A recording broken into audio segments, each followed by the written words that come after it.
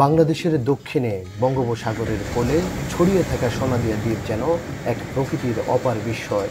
কক্সবাজারের মহেশখালী থেকে কিছুটা দূরে অবস্থিত এই ছোট্ট দ্বীপটি তার নির্জনতা, সাদা বালুর সৈকত এবং অবারিত সবুজে ভরা ম্যানগ্রোভ বন দিয়ে যেন কাউকে মুগ্ধ করতে সক্ষম। দ্বীপ জুড়ে ছড়িয়ে থাকা কাশবন বাতাসে দোল খায়, আর জোয়ারের স্নিগ্ধ জলরাশিতে সূর্যের আলো খেলে যায় এক অপরূপ নাচের মতো।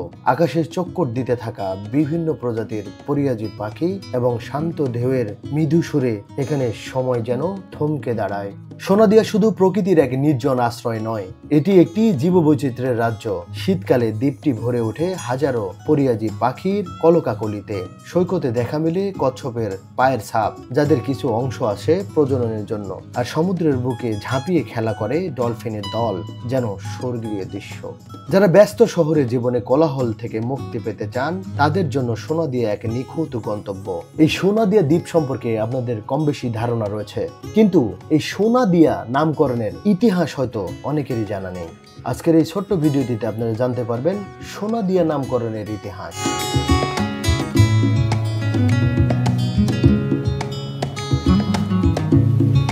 সোনাদিয়া নামকরণের ইতিহাস কিন্তু অনেক মজার। বেশ কয়টা মতবাদ রয়েছে। 100 থেকে 125 বছর আগে সাগরের মাঝে জেগে ওঠা এই চরে মানুষের বসতি গড়ে ওঠে।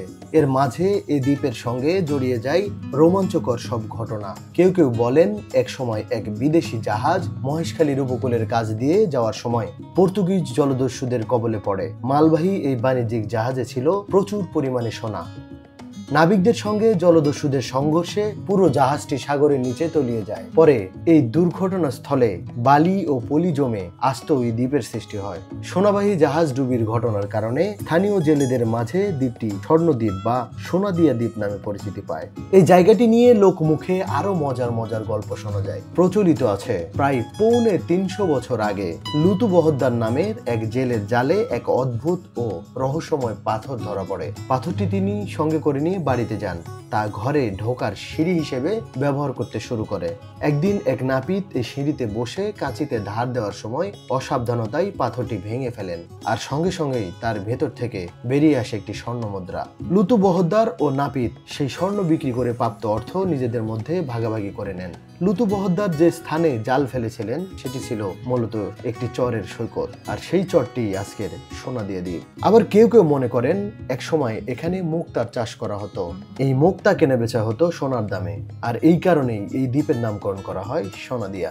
বন্ধুরা, নামকরণ যেটি হোক, যেভাবে এই নামের উৎপত্তি হোক, সোনাদিয়া বা স্বর্ণের দ্বীপ নামটি শুনতেও যত শ্রুতি মধুর, এই দ্বীপটি কিন্তু তার চেয়েও বেশি সুন্দর। তাই সময় করে একদিন ভরা পূর্ণিমায় চলে আসুন ক্যাম্পিং করার জন্য এই দ্বীপে। হয়তো এটাই হতে পারে আপনার জীবনের শ্রেষ্ঠ একটি রাত। বন্ধুরা, সোনাদিয়া দ্বীপের উপরে পূর্ণাঙ্গ একটি ভিডিও পাবলিশ করা হয়েছে। ভিডিওর লিংক কমেন্ট বক্সে দেওয়া আছে, চাইলে দেখে আসতে পারেন।